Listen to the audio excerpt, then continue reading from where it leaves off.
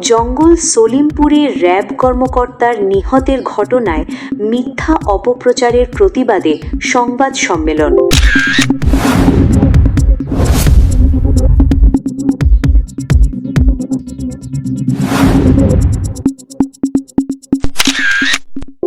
জঙ্গল সলিমপুরে র্যাব কর্মকর্তার নিহতের ঘটনায় ইউপি সদস্য রোকন উদ্দিনকে জড়িয়ে মিথ্যা অপপ্রচারের প্রতিবাদে সংবাদ সম্মেলন অনুষ্ঠিত হয়েছে। গতকাল বিকেলে চট্টগ্রামের সীতাকুণ্ড উপজেলার দক্ষিণ সলিমপুর ইউনিয়নের ফকিরহাট এলাকায় এই সংবাদ সম্মেলন অনুষ্ঠিত হয়।